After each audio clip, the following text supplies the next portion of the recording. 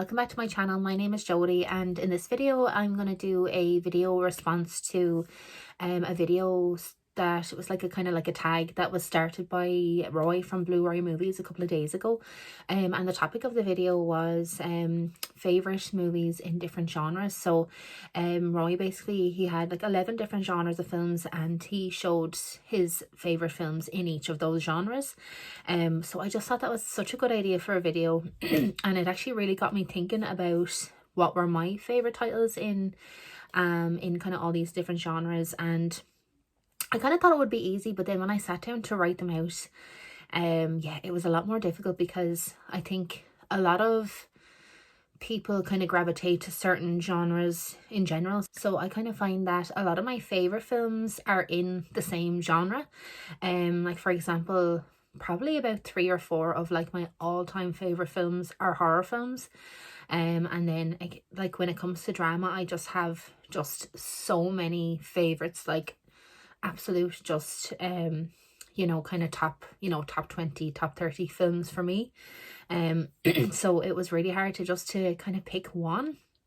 I suppose there's always kind of one that stands out, but you just kind of have the kind of guilt that there's so many incredible films that you're like not including. Then also some of the other ones were a little bit more difficult just because for example, like I don't tend to watch a lot of action films. I don't tend to watch a lot of animation films or comedy films. So you know, it was kind of there was very little for me to, I suppose, to kind of pick in those genres. But still the films I picked I think are all really strong films. And there's one film I actually just realized that I included, but I only own it on VHS. I actually do not own it on any other physical media format, so I need to change that. So I will show you which one that is as I get into the list. So Roy did 11 genres. I actually added in one more just because there was another film that I really wanted to add in and it didn't fit into any of the other genres. So in addition to the 11 that Roy had in his video, I added in like family slash like kids movies, so like not kind of animated ones but just like family friendly kind of, you know, childhood films. So the genres then are horror, drama, thriller, western, war, sci-fi, romance, animation, family, comedy, crime and action. So yeah, they are all the genres. So without further ado, I'm just going to get stuck into the list. So starting out really strong with horror, and not only is this my favourite horror film of all time, this probably is my #1 favourite film of all time. I'm absolutely in love with this film, and this was also Roy's pick for his horror favourite film, and this film is The Exorcist. So yeah, my absolute favourite film of all time. I'm just completely in awe of this movie. So I kind of have a little bit of a kind of complicated history with this film, I suppose. I first watched The Exorcist when I was 9 years old. I definitely should not have been watching it at that age, but I had heard a couple of things about it when I was young, and then I saw that it was coming on TV because that was kind of the way to kind of watch movies, you know, especially as like I was never going to be able to kind of buy The Exorcist on video or anything when I was that age because it was an 18. So I saw that it was coming on TV. It was on really late at night and I convinced my granny to let me stay up and watch it, which she did, and she stayed up and watched it with me.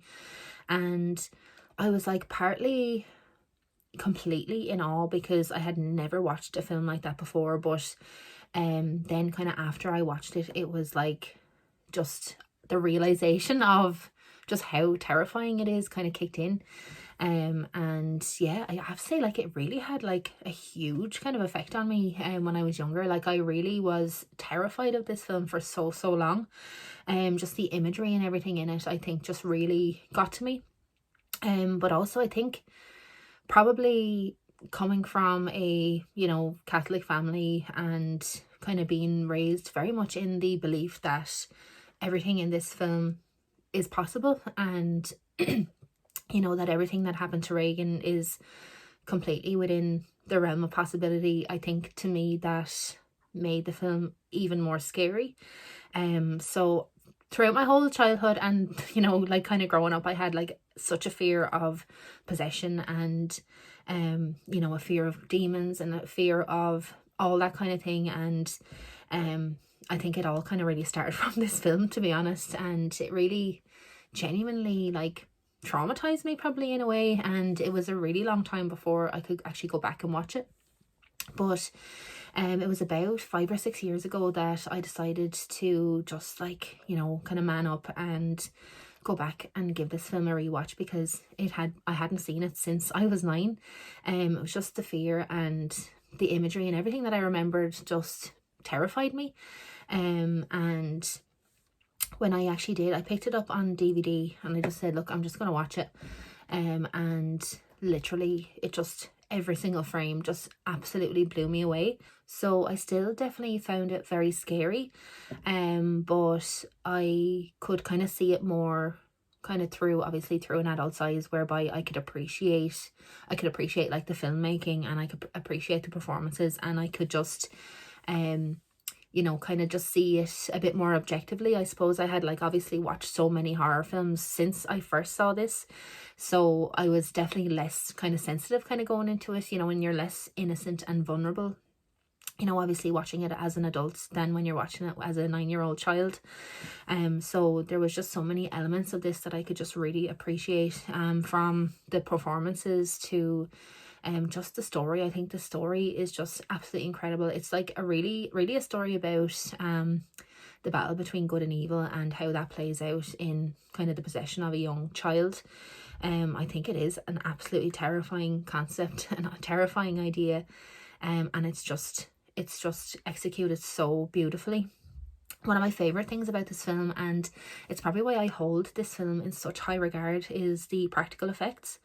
You know, the practical effects of, you know, even the bed rocking and the levitation, and, you know, just so many of the scenes of Regan kind of go thrusting up and down in the bed, and just all of these elements, like all done completely practically, like manually, you know, by just kind of creatively coming up with ideas on how to make these things real. Whereas a lot of horror films now, they just don't do those effects. They just put everything in post-production, and you just do not feel the kind of reality of it, and it just never feels as authentic. Whereas everything in this feels so authentic, like it feels like it's almost like a documentary, like it feels that real. And I just absolutely adore that.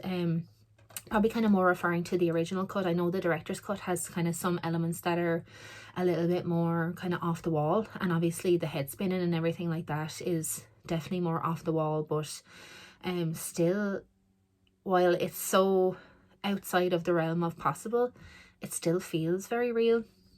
And yeah, I just think this is a total masterclass in filmmaking. The subject matter, everything is an absolutely incredible. The performances, and especially Linda Blair in this, I mean, just like for a child performance, it is, I just don't think we've seen a child performance as effective as this ever.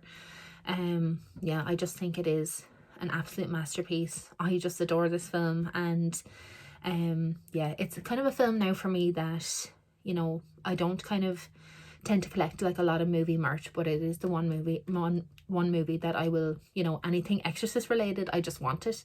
So I have a lot of kind of Exorcist merchandise and collectibles and everything now. So yeah, this film is just absolutely incredible, and it's become just such an important film to me. And yeah, I just feel like it has been such an effective film really throughout my whole life. So I'm kind of glad now I'm at the stage where I just love and appreciate it, but I genuinely still think this is the scariest film ever made. I know a lot of people that watch it now don't think so, but I think as someone who has kind of saw it so young and at such a vulnerable point in life, I just think there was nothing scarier than this film at that point in time. And I can imagine why, you know, when it came out originally in 1973, why, you know, it had such a huge effect on people, and why people were like getting sick and fainting and everything like that. And I know when my dad, when he first saw it when he was young, he fainted, and which I just think is quite funny now, but yeah, it did have such a huge effect on people. So yeah, my horror pick is The Exorcist, and yeah, it's my pick for horror, but also my favorite film of all time. So yeah, The Exorcist is my first pick. So next we're moving on to drama, and this was quite sad because there is a couple of drama films that I feel are, again, very, very significant films to me, and just would you know, just films now that I feel terrible that are not on this list. I actually initially put Kramer versus Kramer on this list because to me is a perfect drama film. But then I just realised that there's nowhere else to put this other movie, and this film has to be on this list 100%. And the film in question is Midnight Cowboy. This film, like, this film just absolutely blows me away. Just the performances by Jon Voight, and especially by Dustin Hoffman, who I've spoken about on my channel before, is my favourite actor of all time. I just think he is the most incredible, versatile actor ever, like, to me, and obviously in my opinion, but I just don't think there's anything that he couldn't do. I think the character of Ratso Rizzo in this is possibly my favourite film character ever. I just think his character is just so beautifully written, and he's such an imperfect person, and but I just think he's just so lovable. This film is just absolutely gorgeous, set in New York. It's very, very gritty, very again, it just feels very real, feels very authentic. I think that's probably an element of film that I just love so much. I just love when films feel very real, and this film definitely feels real. I don't want to kind of spend too much time like talking about each title because I'll be here all day, because I could easily talk about these movies all day, but essentially the film is it's basically about the friendship between the two main characters. I know it's kind of seen as a little bit ambiguous as to kind of what their relationship is. Like, is it a friendship, or is there kind of more going on?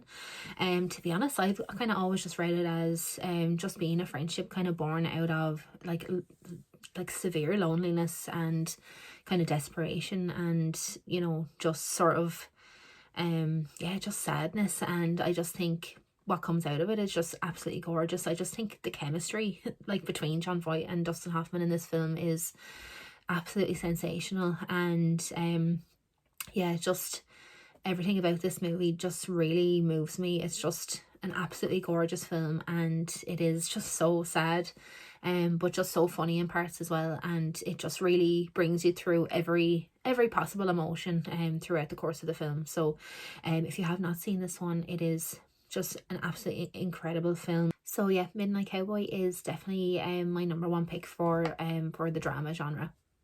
So next, moving on to thriller, and yeah, this is another film that I just had to include. This is a film I watch so many times. I've seen this film so many times over the years, and I can watch this film any day, anytime, anywhere. I just think this film is yeah, it's just fantastic, and it's just such an easy watch for me. And the film in question is Fatal Attraction. If there ever was an advertisement for fidelity, it is this film. I can imagine this film probably has put quite a few people off cheating on their spouses over the years, just given the amount of just crazy things that happened to Michael Douglas's character in the course of this film. So yeah, just this had to be my pick for thriller. I just think this film is absolutely beautifully acted throughout. I think the story is just incredible, and I just think there's not one kind of dull moment in this film. It just really just keeps you on your toes the whole way through. There's just so many iconic kind of moments in this as well, and I think especially a certain phrase that came out of this film, namely bunny boiler. So if you haven't seen this film, you can probably imagine why that term came out of this film. But yeah, I just adore this film. I just, every single time I watch this film, I'm just like screaming at the TV. I'm like, don't do it, because like when you've seen it a few times, you just know everything that's going to happen, and you still, when you see him kind of at the start going for a drink with the Glenn Close character, and yeah, it never fails just to entertain me, thrill me, shock me, everything. I just absolutely love this film, and yeah, as I said, it's just a film I can watch anytime, anywhere, and it just will just always entertain me, and I just think the performances are absolutely spectacular. So yeah, definitely my number one thriller pick has to be Fatal Attraction. Next, we're moving on to science fiction, and you can let me know in the comments if you think this is cheating, but there is, of course, science fiction elements in this film, so I had to pick this film. It had to be included on my list somewhere, so for my science fiction pick, I picked A Clockwork Orange. Yeah, again, not a fully science fiction movie, but there's definitely science fiction elements, so I was like, that's good enough for me. This is just another one of my all-time favorite films. This is just another film that just from the first viewing I was just sold. Everything about this film just absolutely captivated me. From the performance, specifically by Malcolm McDowell as Alexander Delarge, the music, the colours, the cinematography, the kind of bleakness of the world that they live in, the language that they speak, just sets everything about this film. I just think is just, it's just like this whole film is just a work of art to me. I just think this is the most visually stunning film, and I know this obviously was made in the early 70s. I think it was 1971 when this came out, but there's something about this film that to me still feels so real and just feels so modern, and I can't quite put my finger on what it is, but I just still feel like that this film kind of could have taken place in any decade. I just think it's absolutely fantastic. I do own this movie on Blu-ray as well. I know probably a lot of people are wondering why I don't have all my favorite films on Blu-ray. I do have this one on Blu-ray, but it's on loan at the moment, so I just thought I would show the DVD copy because I have to own all my favorite films on multiple formats. But yeah, A Clockwork Orange, Stanley Kubrick. I absolutely adore Stanley Kubrick. He would be one of my favorite directors, and I know it's kind of contentious, like, everyone kind of has a different favorite of Stanley Kubrick's, but this is 100% mine. I've kind of been seeing a lot of people actually lately kind of put this quite low on their Stanley Kubrick kind of favourites, and it just really baffles me because I just think that this film is just absolute perfection from start to finish. I just think this film is just bonkers. It's really controversial, it's out there, and I just really wish they made films like this nowadays. They just do not make films like this anymore, which makes me so sad. And I'm just so glad that there was a time where big studios could make films like this that were contentious and that were controversial and that were non-PC and that just defied the conventions of kind of previous films and just took risks, and they just pay off in spades. I just feel like no one would dare to make a film like this today. And that makes me really sad. Like I'd rather see someone try to do something like this, just risky and something controversial, and see them fail, rather than just seeing all of this like manufactured kind of Marvel crap. I know I don't want to go down that whole road now, but I just want someone to just start making films like this again, and just start taking risks again, because you never know when you might come up with just an absolute masterpiece like this. And so yeah, this one had to be included on my list. I think the science fiction elements in this are just absolutely incredible, and I think they justify it being my sci-fi pick. So yeah, A Clockwork Orange has to be my sci-fi pick. Then next we're moving on to War, and there was a couple of ones again that I was kind of toying between, but I think in terms of just how many times I've watched this, just the rewatchability of it, and just the kind of impact on me, I had to pick this one. And so my pick for War is Quentin Tarantino's Inglourious Basterds. This has to be my favourite Tarantino. I'm not actually as big a Tarantino fan as I know a lot of people in the film community are. Don't get me wrong, I think he is fantastic, and I think he is such a visionary, and I just think his kind of his collection of work is just so fantastic. I think what he's done for film is really incredible, but he's just not kind of my favorite director. I'm kind of not drawn back to his films necessarily, with the exception of this one.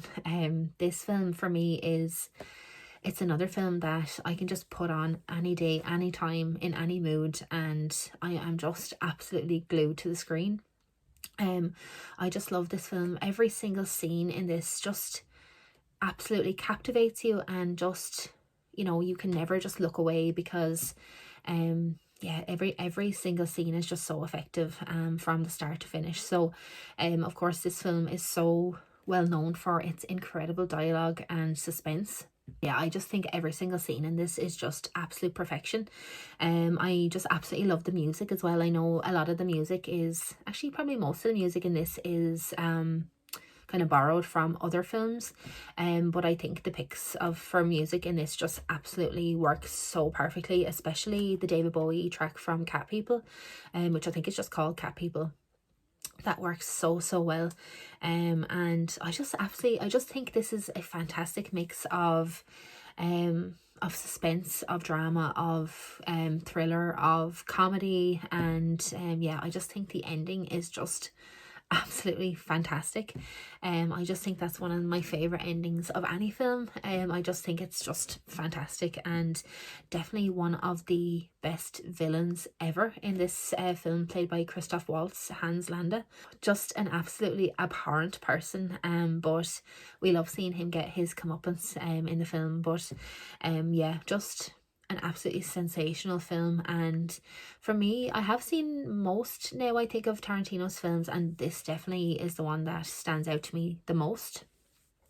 So other people might disagree, but that is the beauty of film. So yeah, no, Inglourious Basterds has to be my number one war pick. So next, moving on to Western, and I kind of have to preface this one by saying that I'm definitely still a Western noob. I am not, you know, I do not have a huge, you know, a lot of experience when it comes to Westerns, and there's not a great deal that I've seen, but the ones that I have seen are quality.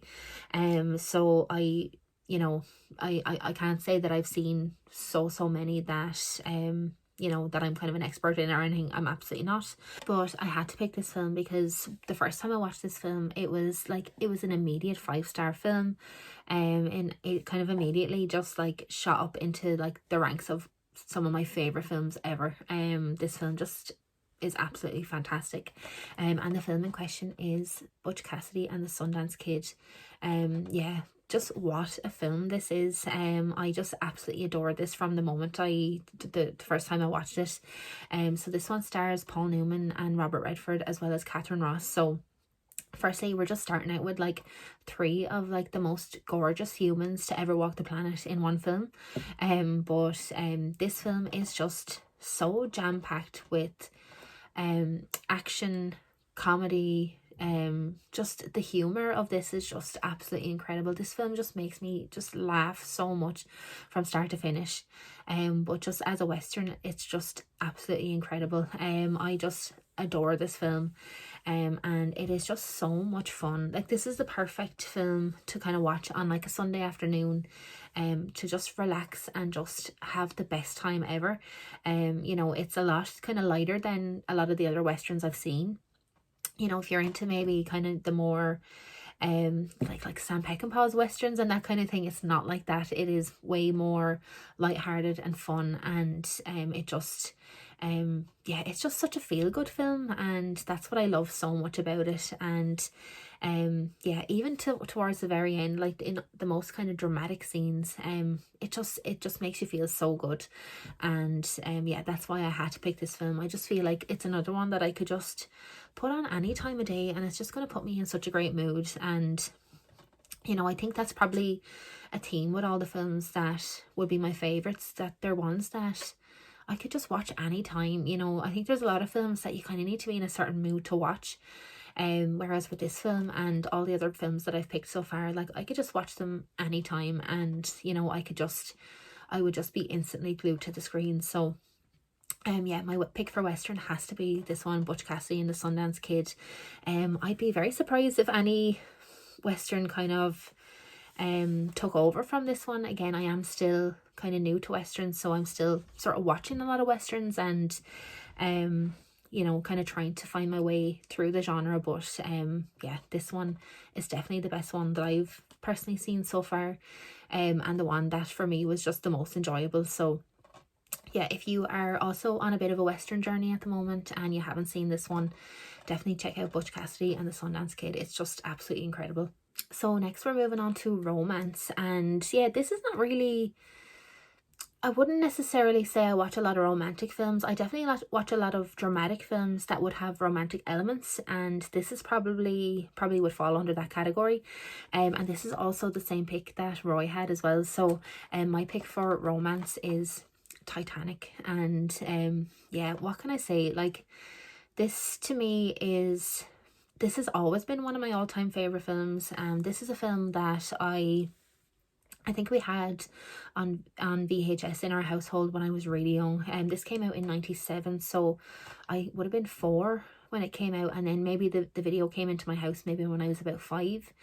And just literally from when we got it, I've been watching this film like on repeat. I probably watched it more when I was young, but I probably do watch this film at least once a year. I just think everything about this film is just absolutely incredible. But as we're on the subject of romance, I just think this is genuinely one of the most gorgeous love stories I've ever seen on film. And it's, yeah, I just think it's absolutely beautiful. And of course, we all kind of know how it ends, and I don't kind of have to really kind of explain too much about this one, because I think everybody knows kind of what happens in Titanic. But yeah, I will never watch this film, and I've probably definitely seen this film more than 50 times, but I will never watch this film without bawling my eyes out at the very end, because it's just how the love story is kind of set up from start to how it ends is just, it's just absolutely incredible. I know a lot of people are kind of like shitty about James Cameron, but I think James Cameron is an absolute genius. I just love his films, and I feel like he doesn't kind of get a lot of credit, as you know, and he's not spoken about among like the kind of top directors. But I just think what he achieves in this film is just absolutely sensational. And I think for me, you know, apart from the kind of love story and of course the scenes with the ship and everything like that, apart from those elements, my favorite element has to be the music. I've spoken about the music about this film before on my channel, and kind of mentioned that my favorite composer is James Horner. And I just think the soundtrack for this is like, it's just up there with one of like the most effective, memorable soundtracks ever. You know, I don't think there's anyone that, you know, even doesn't hear My Heart Will Go On and doesn't think about this film and just gets like transported kind of back into the feelings that you get when you watch this movie. So yeah, I just think one of the greatest love stories, probably the greatest love story of all time in my opinion. I know I don't watch a huge amount of love stories and that kind of thing, but for me, I just think this is such a benchmark of kind of romantic films and of dramatic films.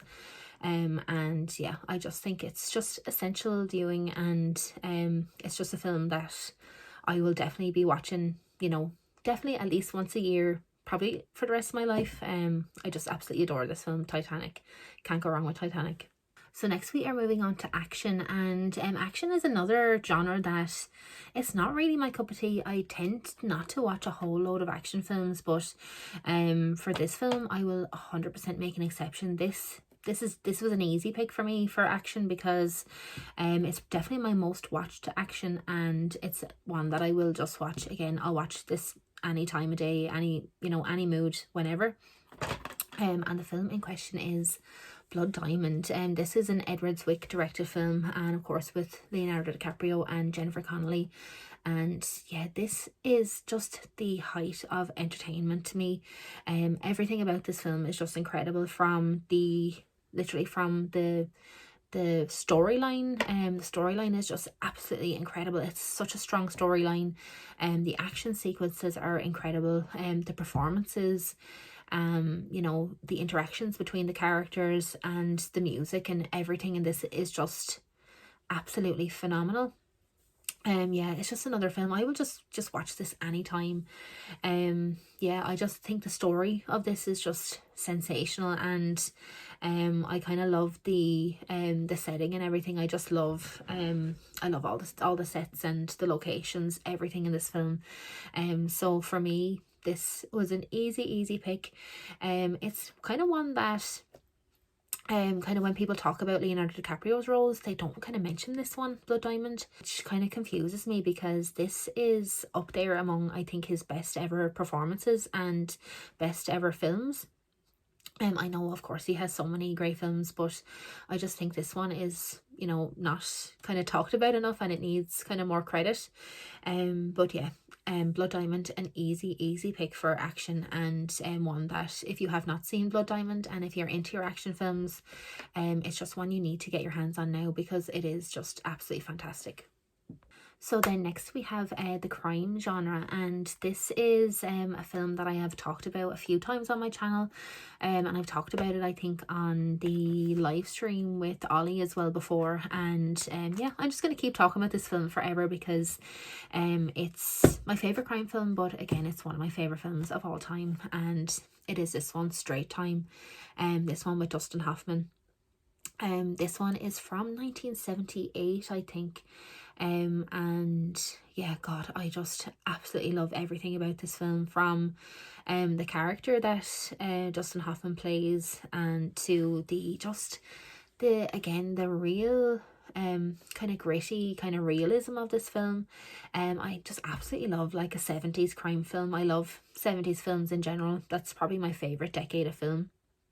But this film just literally blows me away every time I watch it. I just love how real it feels, and every time I watch this, it just breaks my heart, the kind of trajectory that this character goes on.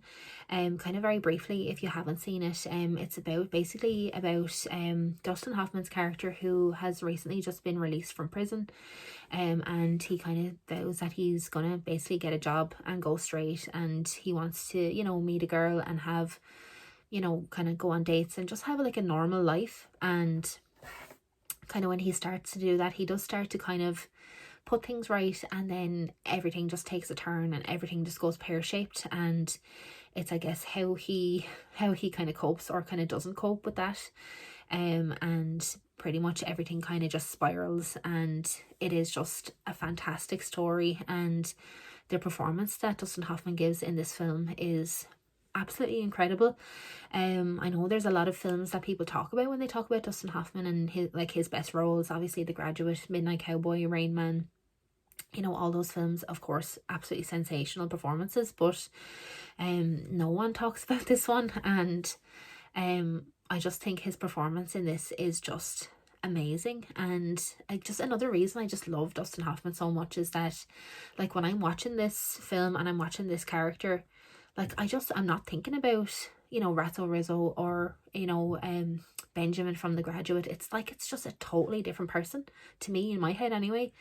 And he just really makes every single character his own. And like, even to think, like, after this one, I think the next one he did was Kramer versus Kramer, which is just another totally different character. And, you know, it was like he was just born to play the character. And yeah, I just think everything he does in this is fantastic.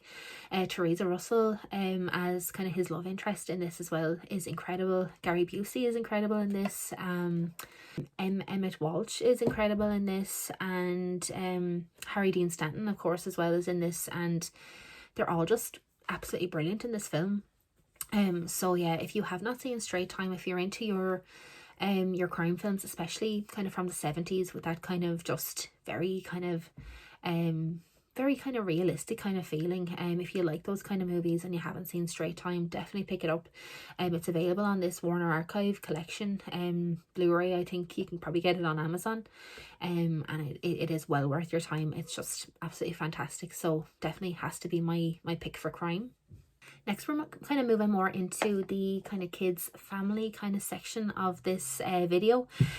So firstly, I'm going to show my favorite animation, and this was a kind of hard one to pick because I just genuinely don't watch a lot of animation, and To be quite honest, when I thought animation, I probably thought maybe my number one might be The Lion King, but the more I thought about it, like, I actually don't watch The Lion King because I think it's too sad. Like, it's actually too sad to watch, and I just can't be putting myself through that. So I just thought probably my next favorite animation would be this one, and this one. And then I kind of realized I don't even own it on any physical media except for VHS. So my pick for animation is gonna have to be this one, The Hunchback of Notre Dame. I actually have quite a few Disney DVDs, but I do not for some reason have this one, which is my favorite. And I think the last few times I watched this, I watched it on Disney Plus, so I kind of just like didn't kind of need the physical media copy. But I definitely need to pick up a copy of this on DVD, because I'd say I could get it like so cheap, like in CEX or something. But yeah, I absolutely love this film. I just think the music and everything in this is incredible. I think the kind of reason probably this would be my pick is because it's definitely a little bit more on the darker side.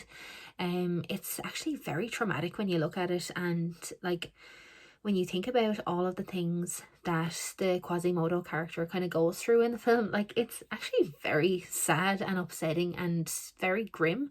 I just think the setting and, you know, the Notre Dame Cathedral and just everything, I just think is absolutely gorgeous, and I think it's a really underrated Disney film.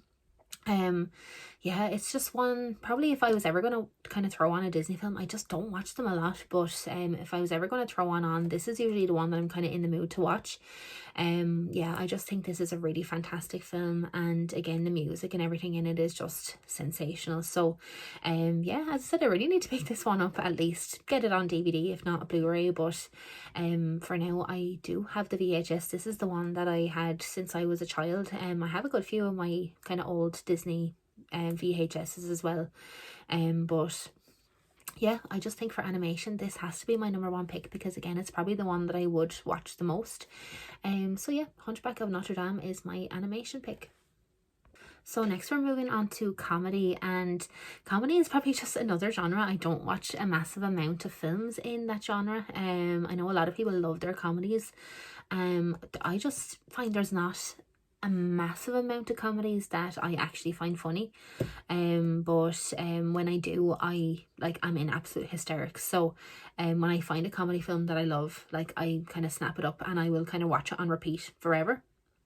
So I'm kind of trying to think which is my number one, and I had actually written down The Burbs, because The Burbs was probably the film that made me like scream with laughter, like absolutely, like I almost died from laughing so hard at that film. So but I just kind of thought I kind of don't watch that one as much as this one. This one is absolutely hilarious, and I watch it all the time. Like, this is kind of one of my comfort films. So for comedy, I ended up having to go for Mrs. Doubtfire. Yeah, I know, I just absolutely love this film, and it's just another one like a lot of the other ones that I can just watch this anytime. I can just put this on and I'll be guaranteed just to have a fantastic time with it.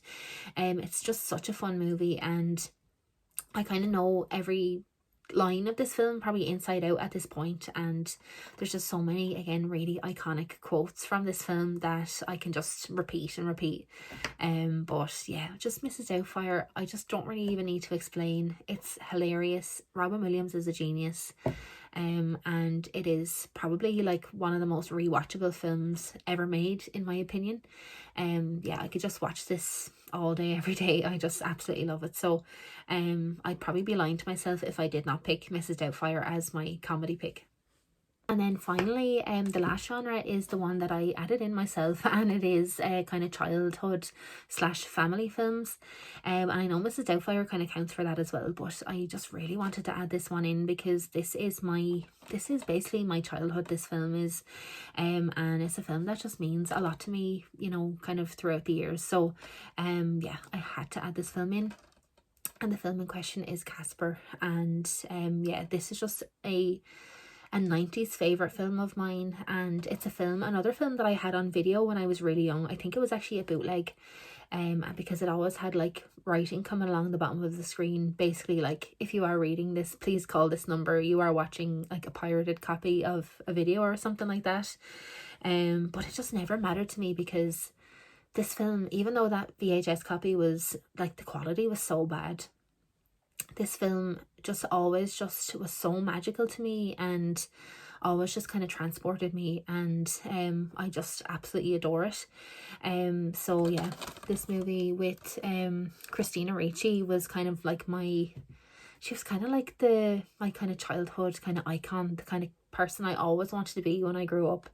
I just thought she was so cool in this film, and I just loved the relationship between her and Casper in the film. And apart from that, just some elements of this film that I love as well are the set, like just the house that Casper lives in, and just how absolutely gorgeous it is, and just some incredible comedic performances, especially from Kathy Moriarty as kind of like the villain character in it, Carrigan. And then Eric Idle is her kind of henchman in it. They are just so funny. And probably my absolute favourite part of this, again, it just has to come back to the music. I just absolutely love a good soundtrack, and I just think the score for this from James Horner is just absolutely gorgeous, and it really just makes this film so much more special. And it's like, I think when you grow up with a film and you know you kind of watch it so much when you're young, and when you hear the music, it just like transports you back to your childhood, and that's what that soundtrack does for me. So this is, I know it's a kids film, and but it's just one that I can just put on any time, and it will just put me in such an incredible mood and just make me feel so nostalgic, and it just kind of makes me feel like a kid again when I watch it. It's such a special movie to me, and yeah, I absolutely adore this film, Casper. So yeah, I just had to throw in the pick for kind of like childhood / family film, just so I can include this amazing film. So yeah, Casper is my pick. So yeah, those are my 12 genre picks. So my favourite movies in 12 different genres. But yeah, there's so many films like in each of these genres that, I could have kind of talked about.